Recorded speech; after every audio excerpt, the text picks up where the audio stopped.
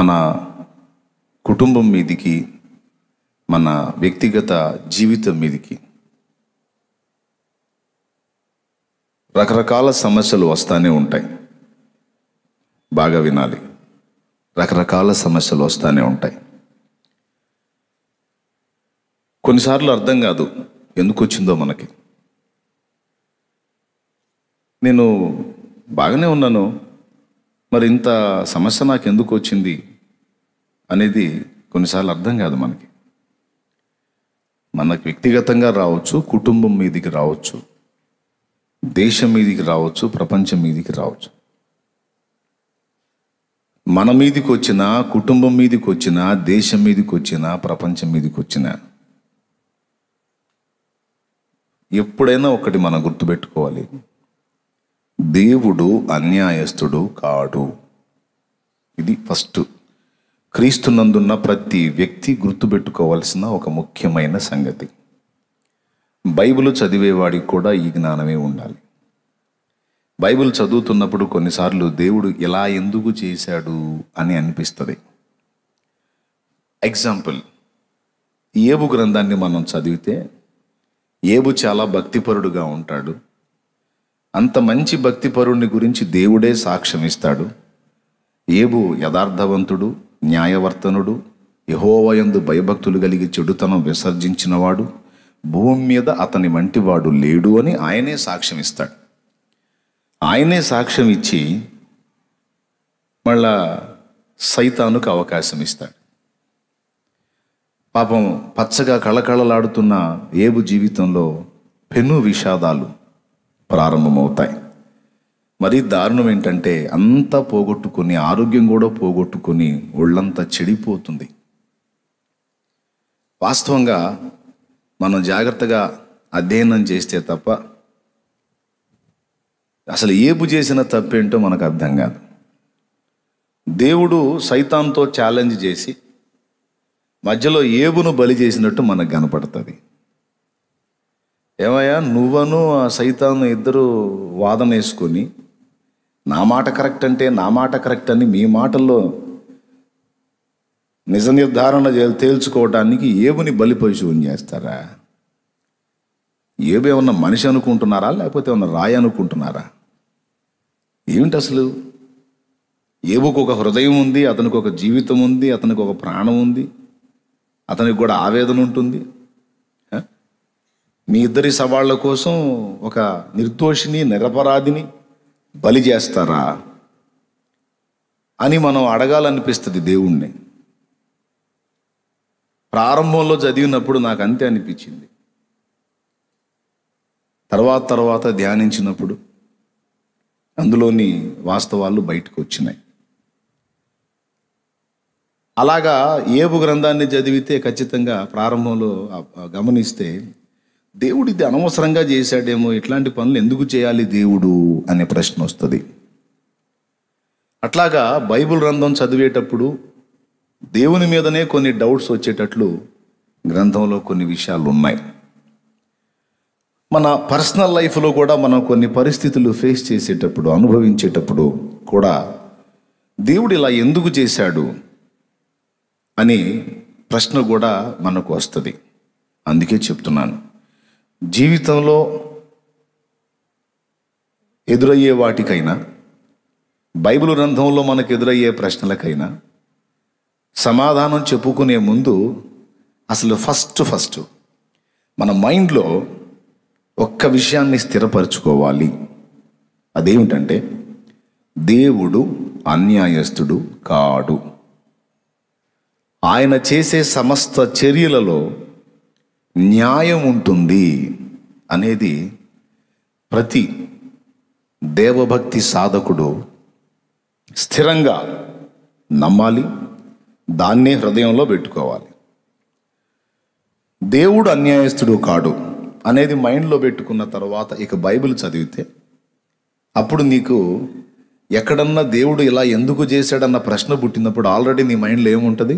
ఆయన అయితే అన్యాయస్తుడు కాడు, మరి ఆయన ఎందుకు ఇలా చేశాడు అంటే ఇందులో ఏదో నీ గూఢత ఉంది, ఇందులో ఏదో మనకు అర్థం కాని సంగతి ఉంది అన్న కోణంలో ముందుకెళ్తాం. లేకపోతే దేవుడు అన్యాయస్తుడు కాడు అని స్థిరంగా ఒకడు నమ్మకుండా, బైబిల్లో ఉన్న దేవుడు తేడా అని నమ్మి ఒకడు బైబిల్ చదివితే వాడికి అన్ని తప్పులే దొరికినాయి. ఇప్పుడు మత ఉన్మాదంతో నిండిపోయిన వ్యక్తులు బైబిల్ మీద రాసినటువంటి పిచ్చి పిచ్చి పుస్తకాలన్నిటికీ కారణం అదే. బైబిల్లో దేవుడు అన్యాయస్తుడు అనే మనసులో పెట్టుకొని ఆ కోణంలో వాడు బైబిల్ చదివితే వాడికి అన్ని తప్పులే దొరికినాయి బైబిల్లో. దేవుడు అన్యాయస్తుడు కాడు, దేవుడు న్యాయవంతుడు. ఆయన చర్యల్లో ఏ దానిలోనైనా సరే సంపూర్ణ న్యాయం ఉంటుంది. కొన్ని విషయాలు మనకు అర్థం కాకపోవచ్చు, కానీ ఆయన చర్యలన్నీ న్యాయయుక్తములే అని నమ్మిన వానికి బైబిల్ జీవగ్రంథం అయి ఉంది. అంతేకాదు వాడి జీవితం మారుతుంది, వాడి బ్రతుకు చక్కదిద్దబడుతుంది, ఆశీర్వదించబడతాడు. ఇప్పుడు బైబిల్ ధ్యానం కాసేపు పక్కన పెడదాం. వ్యక్తిగత జీవితంలో మనం ఎదుర్కొంటున్నటువంటి ప్రతికూల పరిస్థితులకి, సమస్యలకి మళ్ళీ గుర్తు చేస్తున్నా. మనది కావచ్చు, ఫ్యామిలీది కావచ్చు, దేశాంది కావచ్చు, ప్రపంచాంది కావచ్చు. నానా రకాల శ్రమలు, సమస్యల చేత నలుపబడుతున్నాం. వీటన్నిటికీ కారణం ఏంటి? దేవుడు టైంపాస్గా ఏమన్నా చేస్తున్నాడా? ఒట్టిగా కూర్చోకుండా ఏదో కాళీపీలి చేస్తున్నాడా? లేకపోతే ఆయన అనుమతించే ప్రతి శ్రమ వెనక ఒక న్యాయమైన కారణం ఉందా? అసలు దేన్ని బట్టి ఈ పరిస్థితిని దేవుడు రప్పించాడు? ఈ పరిస్థితిని మనకు రప్పించడం ద్వారా దేవుడు మనకి ఏం నేర్పాలనుకుంటున్నాడు?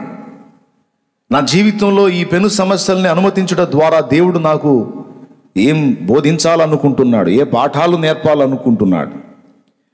ఏది అభ్యాసం చేయించాలనుకుంటున్నాడు అనే ప్రశ్న ఒకవేళ అన్యజనులకు రాకపోవచ్చు, క్రీస్తునందున్న మనకైతే తప్పనిసరిగా రావాలి, వచ్చి తీరాలి.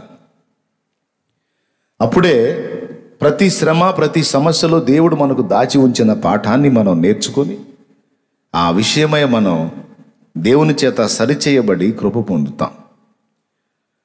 సమస్యని గుర్తించకపోతే దేవుడు అనుమతించేటువంటి పరిస్థితులకు కారణాలు అర్థం కావు. ఆ కోణంలో దేవుడు అన్యాయంగా నన్ను ఇట్లా చేశాడనే మాట నువ్వు అనాల్సి వచ్చింది. ఒక హాస్పిటల్లో 11వ నంబరు బెడ్ మీద ఓ పేషెంట్ ఉన్నాడు. 11వ నంబరు బెడ్ మీద ఓ పేషెంట్ ఉన్నాడు. ఆ పేషెంట్ పగలంతా బాగానే ఉన్నాడు, చాలా యాక్టివ్గా ఉన్నాడు. అది వెంటిలేటర్ అమర్చేటువంటి బెడ్. రాత్రి గడిచి తెల్లవారేసరికి అతను చనిపోయి ఉన్నాడు. ఏంటి చనిపోయాడు అని ఆలోచించి అన్ని పరిశోధన చేశారు, అర్థం కాల. సరే అతని డెడ్ బాడీని ఇంటికి ఇచ్చేశారు, అయిపోయింది. మళ్ళీ మరో కేసు వస్తే ఆ 11వ నంబర్ బెడ్ మీదకి చేర్చారు. ఆ పేషెంట్ కూడా అలానే చనిపోయాడు. బాగానే ఉన్నాడు, పగలంతా యాక్టివ్గానే ఉన్నాడు, అడుగుతున్న వాళ్ళకి సమాధానం ఇస్తున్నాడు, వెంటిలేటర్ పెట్టారు, బాగానే ఉన్నాడు, ప్రాణాపాయం అయితే లేదు. కానీ మరుసటి రోజు చూస్తే చనిపోయాడు. ఇట్లా 4-5 చనిపోయారు. డాక్టర్లు జుట్టు బీక్కుంటున్నారు, ఏం జరుగుతుంది ఏమిటని. చిన్నగా అక్కడ ఒక ప్రచారం అమల్లోకి వచ్చింది. ఏంటంటే 11వ నంబర్ బెడ్ మీద దయ్యం ఉంది. అది రాత్రి వేళల్లో వస్తుంది, అక్కడ ఉన్నటువంటి పేషెంట్ను చంపేస్తుంది అని ఒక చిన్న ప్రచారం లేవదీశారు. ఆ హాస్పిటల్ అంతా కూడా నర్సులు వాళ్ళు ఉంటారు కదా, ఆ వర్కర్స్ అంతా కూడా, అందరిలో కూడా ఇదే నలుగుతుంది. ఓ పేషెంట్ వచ్చాడు ఆ బెడ్ మీదకి అంటే ఇంకా రేపొద్దున అయిపోతాడు వాడు, కన్ఫర్మ్, నిజంగానే అయిపోతున్నాడు. మరి ఏమీ జరగకుండా, వానికి ఏ లోపం లేకుండా వెంటిలేటర్ అమర్చబడినటువంటి ఆ పేషెంట్ తెల్లవారేసరికి ఎందుకు చనిపోతున్నాడు అని పాపం వాళ్ళు చాలా పరిశోధన చేశారు, ఏమీ లేదు, లాభం లేదు. అసలు నైట్ ఏం జరుగుతుందో తేల్చుకుందామని కొంతమంది సాహసం చేసి ఒక 5-6 ఒక నైట్ కాపలా కాశారు. అసలు ఏం జరుగుతుంది అని ఒక పేషెంట్ నా బెడ్ మీదకి చేర్చి, మరి అదే వెంటిలేటర్ అమర్చేటువంటి బెడ్ చేర్చి గమనిస్తూ ఉన్నారు. పగల డ్యూటీ అందరూ అయిపోయింది, నైట్ డ్యూటీ వాళ్ళు వచ్చారు. పగల డ్యూటీలో క్లీన్ చేసేవాళ్ళు వస్తారు కదా, అట్లాగే నైట్ డ్యూటీలో క్లీన్ చేసేవాడు వచ్చాడు.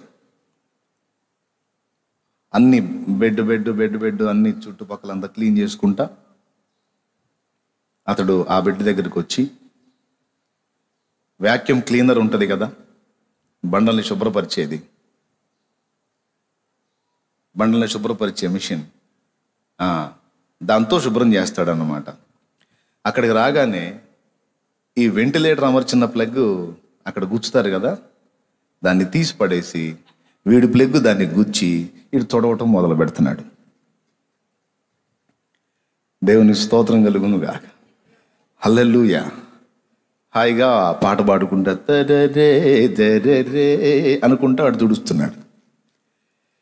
వీడికేమో ఆ వెంటిలేటర్ పేషెంట్ కదా, అది తీస్తే చచ్చిపోతాడు. వీడేమో కొట్టుకుంటున్నాడు. వాడు అని వంగి అదంతా శుభ్రంగా క్లీన్ చేస్తున్నాడు. వాడు 1/2 గంట 1/2 గంట మొత్తం అదంతా క్లీన్ చేసేసరికి వీడు కాసేపు కొట్టుకొని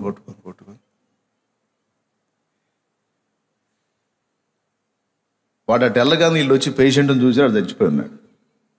అంటే ఆ ప్లగ్ బీగటంతో వీళ్ళకి గుండె జారిపోయింది.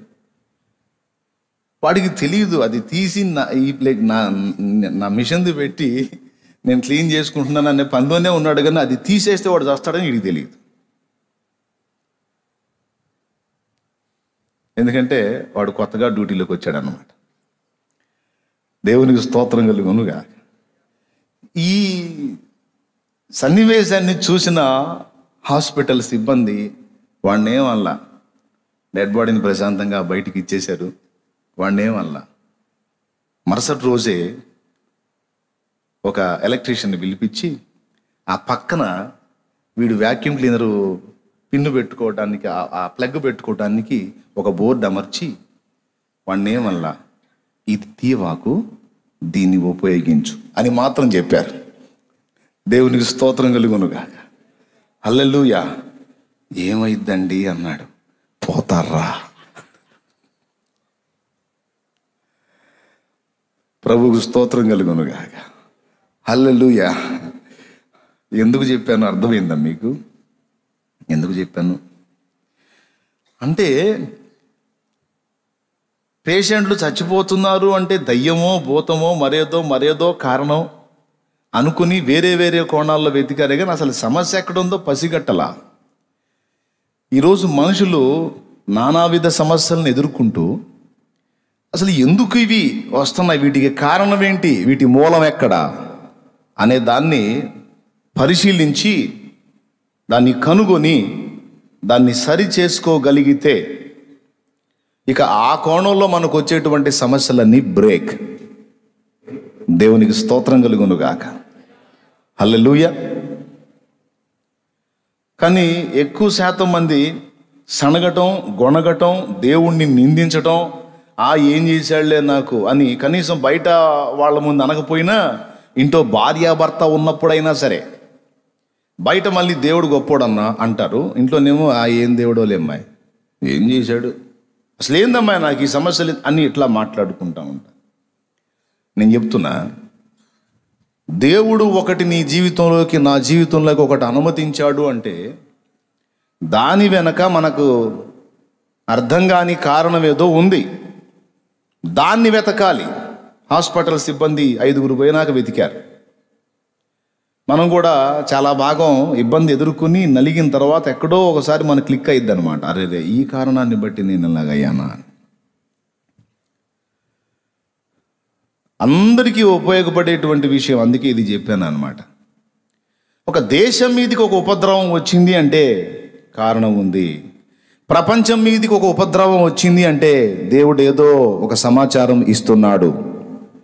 మన ఫ్యామిలీ మీదకి ఒక ఉపద్రవం వచ్చింది అంటే ఒట్టిగా రాలేదు, దేవుడు ఏదో పాఠాన్ని నేర్పుతున్నాడు. అన్ని ఉపద్రవాలు ఒకే రకంగా ఉండవు. కొన్ని మరీ మనం ఊహించలేని అంత ఘాటైనవి కూడా రావచ్చు. అర్థమైందా? ఏం చేయాలి? ఏదొచ్చినా మూలం ఎక్కడుంది, కారణం ఏమిటి, ఏ హేతు చేత నాకు ఈ పరిస్థితి వచ్చింది, ఫ్యామిలీకి వచ్చింది, దేశానికి వచ్చింది, ప్రపంచానికి వచ్చింది అనేది మనం ఆలోచన చేయాలి. నా రాష్ట్రానికి ఎందుకు వచ్చింది ఈ పరిస్థితి అనేది.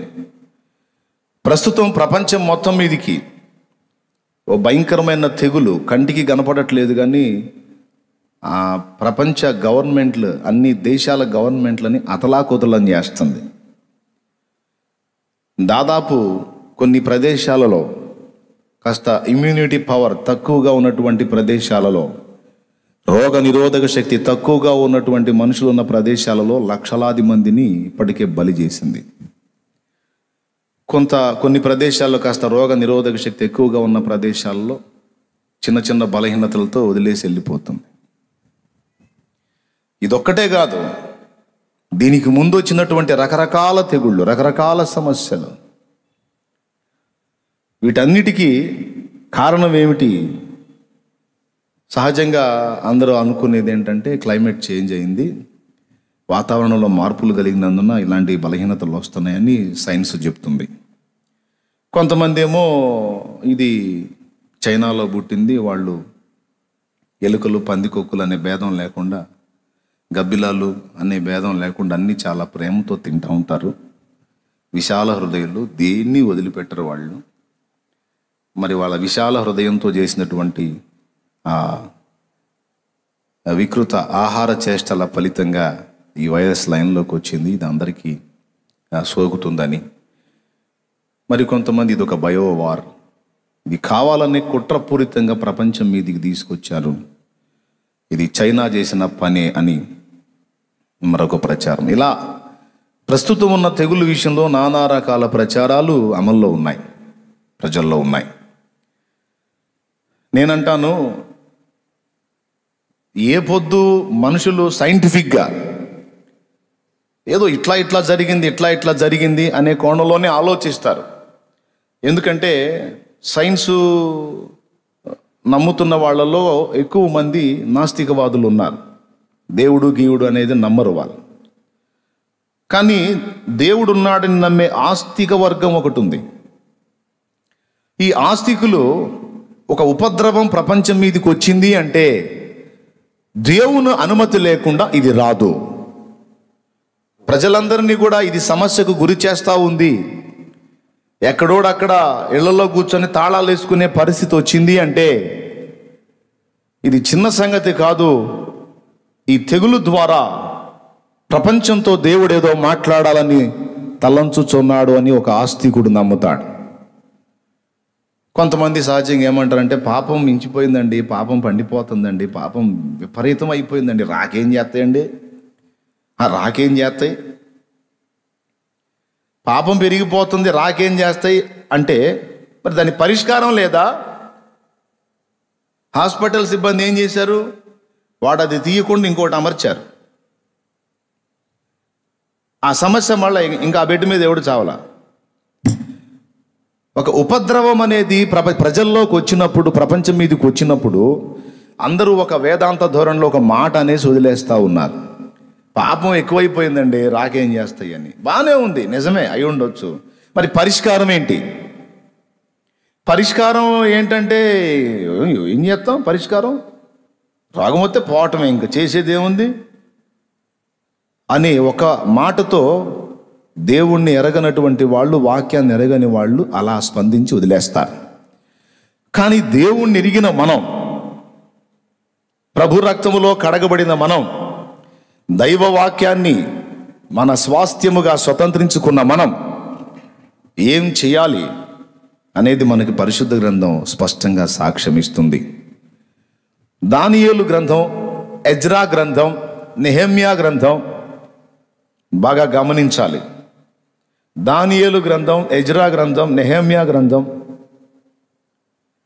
మొదలైన గ్రంథాల్లో దానియేలు, ఎజ్రా, నెహెమ్యా మొదలైన భక్తులు ప్రార్థన చేశారు. ఏమని చేశారో తెలుసా? దానియేలు భక్తుడైతే ఒక్కసారి దానియేలు గ్రంథం మీరు కానీ తీయగలిగితే చూద్దాం. చూడండి, బైబిల్ తెచ్చుకున్న వాళ్ళంతా కూడా దానియేలు గ్రంథము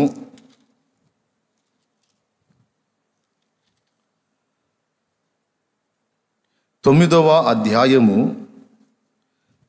2వ వచనం నుంచి చదువుదాం త్వరగా. అతని ఏలుబడిలో మొదటి సంవత్సరం మందు దానియేలును నేను యెహోవా తన ప్రవక్తయ్యకు ఇర్మియాకు సెలవిచ్చి తెలియజేసినట్టు యెరూషలేము పాడుగా ఉండవలసినది 70 సంవత్సరములు సంపూర్తి అవుచున్నవని గ్రంథము వల్ల గ్రహించి తిని. గ్రంథముల వలన గ్రహించి తిని. గ్రంథమే మనకు పరిష్కారం చూపునది, దైవ గ్రంథమే. అంతట నేను గోనెపట్ట కట్టుకుని గ్రంథముల వలన తెలుసుకుంటుని, గ్రంథము వలన తెలుసుకుంటుని. అప్పుడేమో గ్రంథములు అంటే ఏ పుస్తకానికి ఆ పుస్తకం విడివిడిగా లభించినాయి. ఇప్పుడేమో గ్రంథములన్నీ 66 కలిపి పరిశుద్ధ బైబిల్ గ్రంథంగా మన చేతికొచ్చింది. గ్రంథము వలన తెలుసుకున్నాను. అంతటి నేను గోనెపట్ట కట్టుకొని ధూళి తలపైన వేసుకుని ఉపవాసముండి ప్రార్థనా విజ్ఞాపనలను చేయుటకై ప్రభువుకు దేవుని ఎదుట నా మనస్సును నిబ్బరము చేసుకుంటుని. ప్రభువుకు దేవుని ఎదుట నా మనస్సును నిబ్బరము చేసుకుంటుని. నిబ్బరము, ప్రకృతి వికృతి ఉంటాయి తెలుసు కదా. దువ్వు, దూరము, దువ్వు ప్రకృతి వికృతిలో. అట్లాగా నిర్భయము, నిబ్బరము. నిబ్బరము అంటే నిర్భయము, భయము లేకుండా. నా మనస్సుని నిబ్బరం చేసుకున్నాను. ఎందుకు భయం వచ్చింది నీకు? ఎందుకు నిబ్బరం చేసుకోవాల్సి వచ్చింది అంటే కింద చదువుతాడు. కింద చదువు.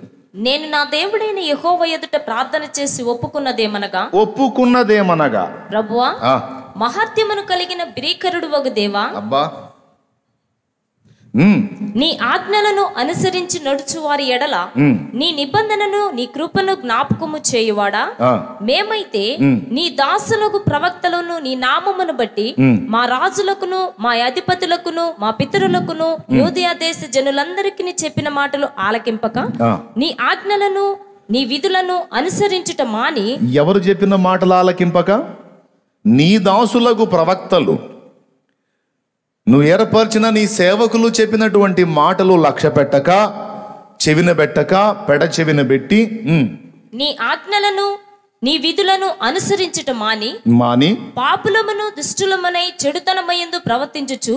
పాపులమును దుష్టులమును నై చెడుతనమునందు ప్రవర్తించుచు తిరుగుబాటు చేసిన వారము. అది ఎందుకు ఈ 70 ఏళ్ళు శాపాన్ని అనుభవించాల్సి వచ్చింది? పరాయి దేశంలో బానిస బతకాల్సి వచ్చింది?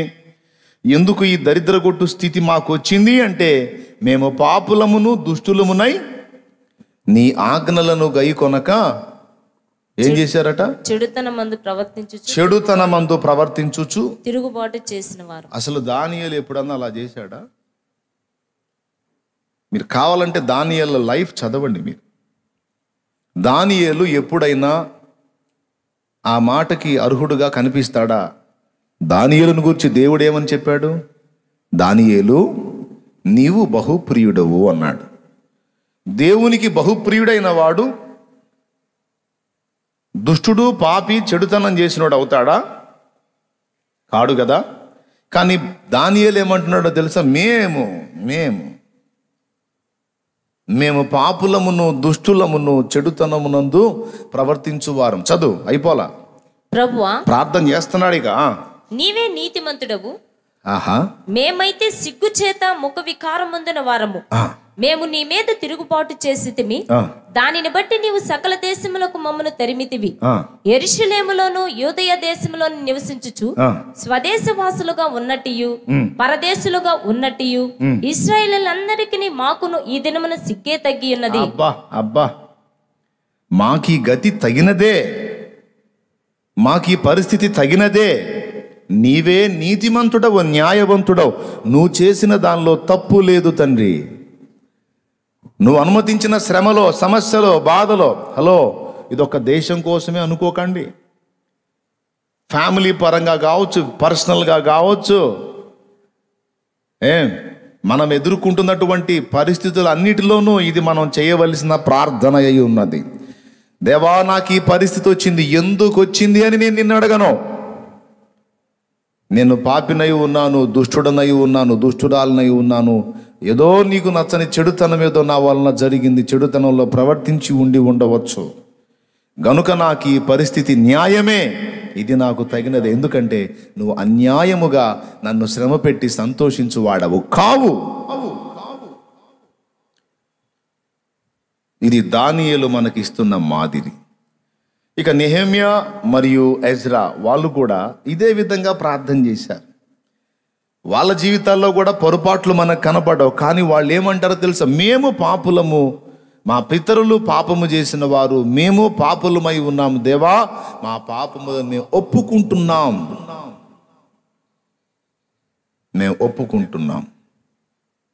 అని దేవుని ముందు వారు అసలు లోపం ఎక్కడుందో అని గుర్తెరిగి వారు గోనె పట్ట కట్టుకొని తల మీద ధూళి పోసుకొని ఉపవాసం ఉండి, ఏదో ప్రజల ముందు సింపతి కోసమో ప్రజలకు కనపడాలనో కాకుండా నిండు మనసుతో యథార్థ హృదయంతో వారు దేవుని వైపు తిరిగి ప్రజలను దేవుని వైపు త్రిప్పారు. వారు ఏ మాటలైతే పలికారో ఆ మాటలన్నీ ప్రజలు పలుకున్నట్లు వారిని ప్రేరేపించి ముందు వీరు పలుకుట ద్వారా ఆ మాటలు వారు కూడా పలికి ప్రజలందరూ కూడా తమ హృదయపూర్వకంగా దేవుని వైపు మళ్ళుకున్నప్పుడు దేవుడు వారికి విడుదల ప్రకటించినట్లు పరిశుద్ధ గ్రంథంలో మనం అనేక సందర్భాల్లో చూస్తాం. ఒకసారి గట్టిగా స్తోత్రం చెప్పండి, గట్టిగా చెప్పండి. సమస్యను కలిగి ఉన్న ప్రతి ఒక్కడు కారణాన్ని తెలుసుకోవాలి, పరిష్కారాన్ని తెలుసుకోవాలి. ఏం తెలుసుకోవాలి? కారణాన్ని తెలుసుకోవాలి, ఏ కారణం చేత వచ్చింది అని. పరిష్కారం ఏంటి అనేది కూడా తెలుసుకోవాలి. కారణం చెప్పేవాడు దేవుడే, పరిష్కారం చెప్పేవాడు దేవుడే. గనుక మనిషి ఎదుర్కొంటున్నటువంటి ప్రతికూల పరిస్థితులన్నిటికీ మనకు సమాధానం ఇయ్యగల ఒకే ఒక్కడు ప్రభు. మనం ఆశ్రయించాల్సింది ఆయనను. అలా ఆశ్రయించి ఆయన వైపు మన హృదయాలు తిప్పుకొని, ఇదిగో భక్తులు ఎలాగైతే ఒప్పుకున్నారో అలాగున ప్రజలందరి దోషములు మన దోషములుగా మనం ఒప్పుకొని దేవుని వైపు మనం మళ్ళుకొని మొర్రపెట్టి మన చెడుతనమును విసర్జించి ఒక్కసారి అక్కడ సిద్ధపడాలి అంటాడు. ఎజ్రా గ్రంథం ఒక్కసారి తీసుకోండి. ఎజ్రా గ్రంథము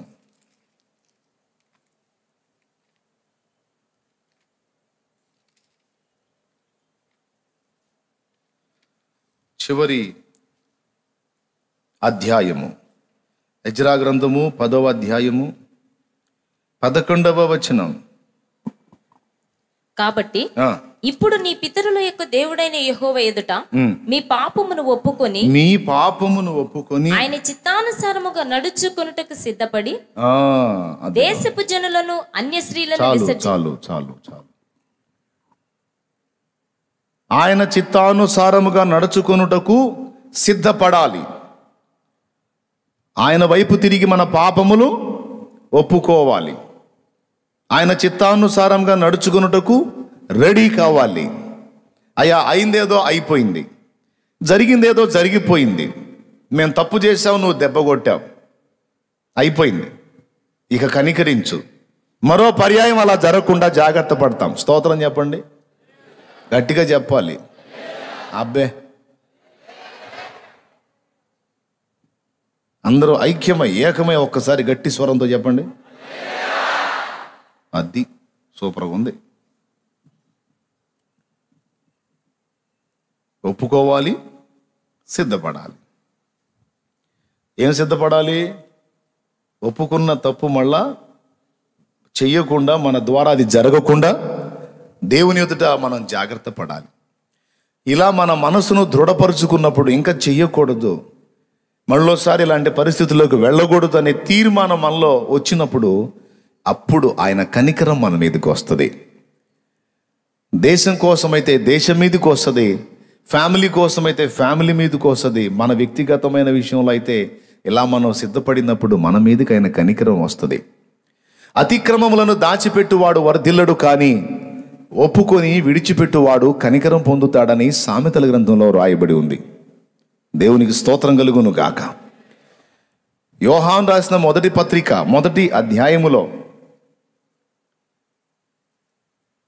8-9 వచనాలు మనం చదివితే ఇలా ఉంటుంది, చూడండి తొందరగా. మనము పాపము లేని వారమని చెప్పుకుని ఎడల, మనము పాపము లేని వారమని చెప్పుకుని ఎడల మనలను మనమే మోసపుచ్చుకుందుము. అద్దుగో మనల్ని మనమే మోసపుచ్చుకునే ప్రక్రియలో ఒకటేంటంటే నా దగ్గర తప్పేమీ లేదు అనుకోవటం. మనము పాపము లేదని చెప్పుకుని ఎడల మనల్ని మనమే మోసపుచ్చుకుంటున్నాం. మరియు మనలో సత్యం ఉండదు. మన పాపములను మనము ఒప్పుకుని ఎడల, అద్దుగో చూడండి అమ్మా సోదరే, ఏమంటున్నాడు? మన పాపములను మనం ఒప్పుకుని ఎడల ఆయన నమ్మదగిన వాడును నీతిమంతుడును గనుక ఆయన మన పాపములను క్షమించి సమస్త దుర్నీతి నుండి మనలను పవిత్రులుగా చేయును. అది ఒప్పుకో, విడిచిపెట్టడానికి సిద్ధపడు, దేవుడికి నీకు కావలసిన కార్యాలు ఆయన చేస్తాడు. నినివే మహాపట్టణాన్ని నాశనం చేస్తానని దేవుడు పూనుకుని యోనాను పంపించి వాళ్లకు హెచ్చరిక ఇచ్చినప్పుడు వాళ్ళు చేసిన పని అదే. వాళ్ళ పాపములు ఒప్పుకొని చెడుతనమును అసహించుకుని విడిచిపెట్టి పశువులతో సహా ఉపవాసం ఉంచి వారు ప్రార్థనలో దేవుని వైపు మళ్ళుకున్నప్పుడు ఆ నినివే మహాపట్టణాన్ని నాశనం చేస్తాను, దాని మీదకి కీడు రప్పిస్తానని దేవుడు పలికిన మాటను దేవుడు విరమించుకున్నాడు.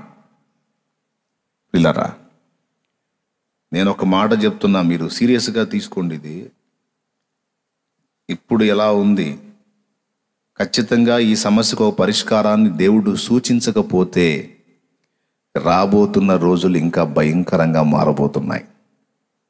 మీరు అనుకుంటున్నారేమో ఫ్రీగా ఉంది, ఏం పర్వాలేదు, లాక్డౌన్లు ఎత్తేసారు, అంత మంచిగా నడుస్తుంది అని ఒకవేళ మీరు అనుకుంటున్నారేమో.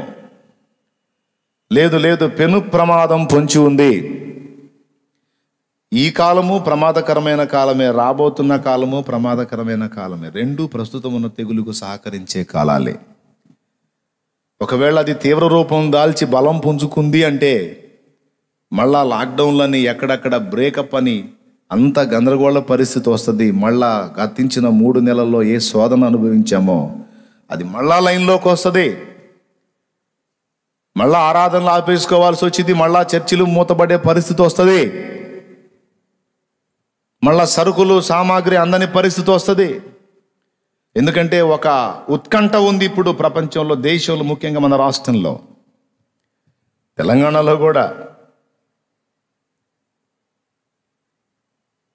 తెలంగాణలో, ఆంధ్రాలో 9 లక్షల పరీక్షలు చేస్తే 18,000 కేసులు వచ్చినాయి, 17,000-18,000 కేసులు వచ్చినాయి. తెలంగాణలో 90,000 టెస్టులు చేస్తే 18,000 కేసులు వచ్చినాయి, 17,000-18,000 కేసులు వచ్చినాయి. చెబుతున్నా, 9 లక్షల టెస్టులకి 17,000-18,000 అయితే ఆంధ్రాలో, తెలంగాణ పరిస్థితి అంచనా వేయండి. ఏది ఎన్ని లక్షల టెస్టులు? నేను ఒక లెక్క చెప్తున్నాను, న్యూస్లో చూసిందే నేను చెప్తున్నాను. అందులో చెప్పాడు 90,000 టెస్టులు చేస్తే 17,000-18,000 కేసులు బయటపడ్డాయి. అంటే అప్పుడు 9 లక్షల టెస్టులు వాళ్ళు చేస్తే ఎంతమంది కేసులు బయటపడతాయో కదా. ఎంత ప్రమాదంగా ఉందో చూడు దేశ పరిస్థితి, రాష్ట్రాల పరిస్థితి. తమిళనాడు సంగతిక సరే. అట్లా ప్రతి రాష్ట్రము అతలాకుతలం అవుతుంది. ఏం చేయాలో అర్థం కావటల్లా. మళ్ళా లాక్డౌన్ చేస్తే ఆర్థిక మాంద్యం, ఆర్థిక వ్యవస్థ దెబ్బతింటుంది, కరువు వస్తుంది. అలాగని వదిలితే ఎంత చెప్పినా మనుషులు జాగ్రత్తలు తీసుకోవటల్లా. బరి తెగించారా, ఏముందిలే తీరా, ఈ రోజుకు చస్తే రేపటికి 2 అన్నట్లుగా బరి తెగించిపోయి కొంతమంది మరీ మూర్ఖంగా విచ్చలవిడితనంగా రోడ్డు మీదకి వచ్చేస్తున్నారు, సమస్యను తెచ్చేస్తూ ఉన్నారు. కనీసం పాటించాల్సిన జాగ్రత్తలు పాటించకుండా మూర్ఖించినందున సమస్యలు ఉధృతమైపోతూ ఉన్నాయి, కేసులు పెరుగుతున్నాయి. ఒక రోజుకొచ్చి ఒక రాష్ట్రంలో 800 నుంచి 900 కేసులు అంటే ఎంత భయానకంగా ఉందో చూడండి పరిస్థితి. వీళ్ళందరినీ తీసుకెళ్ళి కూర్చోబెట్టి వీళ్ళందరికీ మేత పెట్టాలంటే ఎంత పైసలు కావాలండి? ఇందులో జబ్బు ఉన్నోడు ఉన్నాడు, జబ్బు ఒకడికి ఉంటే వాడు 20 మందిని కలిస్తే 20 మందిని తీసుకెళ్ళి క్వారంటైన్ చేయాలి. 20 మందికి ఫుడ్ గవర్నమెంట్ ఏర్పాటు చేయాలి. ఈ రకంగా లక్షలాది మందిని గవర్నమెంట్ తీసుకెళ్ళి ఒక దగ్గర దాచిపెట్టి వాళ్ళందరికీ ఫుడ్ పెట్టాలంటే ఎంత డబ్బు కావాలి, ఎంత పరిస్థితి, ఎక్కడి నుంచి వచ్చింది? కాబట్టి ఇక జరగబోతుంది ఏందో చెప్పనా, ముందే చెప్తున్నా. దేవుడు దీనికి ఒక ఫుల్ స్టాప్ పెట్టకపోతే ఇక రాబోతున్న రోజుల్లో గవర్నమెంట్లు చేతులు ఎత్తేస్తాయి. గతంలో కొన్ని దేశాలు చేతులు ఎత్తినట్టు. సార్ నాకు కరోనా వచ్చింది, ఇప్పుడేమో కరోనా వచ్చిందని చెప్పడానికి దాక్కుంటున్నాడు. రేపు సార్ నాకు కరోనా వచ్చింది సార్, నాకు మెడిసిన్ ఇవ్వండి అంటే అడుగుచ్చావా అనే పరిస్థితి రాబోతుంది. నన్ను ఐసోలేషన్లో పెట్టండి సార్, నాకు వెంటిలేటర్ పెట్టండి సార్ అంటే అడుగుచ్చావా, ఇప్పటికే చాలా కేసులు మగ్గిపోతున్నాయి అనే పరిస్థితి రాబోతుంది. సార్ నాకు మంచి ఫుడ్ ఇవ్వండి సార్ అంటే ఏం ఫుడ్, ఏడ్చావులేపో చాలామంది ఉన్నారు అక్కడ అనే పరిస్థితి రాబోతుంది. ఎంతవరకు తీసుకొచ్చి పెడుతుంది గవర్నమెంట్? అదైనా ఎవరిది? ఏమన్నా సృష్టిస్తుందా గవర్నమెంట్? మంత్రం పెట్టి ఏమన్నా సృష్టిస్తుందా? లేదు కదా. లాక్డౌన్ తీసేసి వ్యవస్థ మళ్ళా రన్ అవటం స్టార్ట్ అయింది. ఖజానాకు కొంత సొమ్ము చేరితే ఆ సొమ్మును మళ్ళా ప్రజల మీదకి తీసుకొచ్చి పెట్టే పరిస్థితే కదా గవర్నమెంట్. మరి ఇక ఈ రకంగా తయారై భవిష్యత్తులో ఎలాంటి పరిస్థితులు వస్తే ఇంకెక్కడా? నీకు తెలుసా, ఇటలీలో, అమెరికాలో చనిపోయిన శవాలు, చైనాలో చనిపోయిన శవాలను విసిరిసేస్తున్నారని ఫీల్ అయ్యాం. కర్ణాటక, తమిళనాడులో కూడా శవాలను ఎట్లా విసిరేశారో చూసారా? వీడియో పెట్టారు చూసారా? కనీసం చనిపోయినటువంటి తమ బంధువులను కుటుంబీకులు ఖననం చేసుకునే పరిస్థితి లేదు. ఈరోజు ఈ పెద్ద హాస్పిటల్లో ఇంతమంది ఈ వ్యాధితో, మరి పెద్ద వయస్కులే కావచ్చు, వేరే బలహీనతలతో ఉన్నవాళ్ళు కావచ్చు, ఇంతమంది చనిపోయారు అంటే 12 మందినో 11 మందినో ఒకే వెహికల్లో తీసుకొచ్చి ఒక పెద్ద గుంట తీసి పట్టి ఇసిరి నెట్టేస్తూ ఉన్నారు. అందులో బాడీస్ని ఒక కవర్లో ప్యాక్ చేశారు. దాన్ని అట్లా విసిరేశారని దాని మీద కేసు పెట్టాలి, అది ఇది అంటే ప్రభుత్వం మేము దాని గురించి చర్య తీసుకుంటాం అన్నారు. అయిపోయింది, చర్య కూడా తీసుకోరాళ్ళు. ఏంది తీసుకునేది? మీరు నిదానంగా భూస్థాపన చేయండి అంటే ఏంది సార్ నిదానంగా చేసేది? మాకు దడబడుతుంటే అట్లయితే మాకు ఈ ఉద్యోగమే వద్దు, ఎవడి చేతో చేయించుకోండి, లేకపోతే అయ్యగారు మంత్రి గారు మీరు వచ్చి చేయండి అంట. ఈ మంత్రి చెప్పినా వినడు, డాక్టర్ చెప్పినా వినడు, ఎవడు చెప్పినా వినడో. ఎంత దుర్భర పరిస్థితో ఒక్కసారి ఊహించండి. దేవుడు దీనికి ఒక పరిష్కారాన్ని ఆయన జోక్యం చేసుకొని ఒక వ్యాక్సినో మెడిసినో ఏదో పరిష్కారం, శీఘ్రమైన స్వస్థత కలుగునట్లు దేవుడు కృప చూపకపోతే రాబోతున్న రోజుల్ని మనం ఊహించలేమో. ఇదొక ప్రమాద హెచ్చరిక. అందుకే ఏర్పాటు చేసి ఇప్పుడు లాక్డౌన్ టైంలో కొంతమంది మన సహోదర సేవకులు ప్రార్థనలు చేశారు, మంచిది. కానీ లాక్డౌన్ టైంలో ప్రాబ్లం లేదు, అప్పుడు ఇళ్లలో ఉంది వ్యాధి.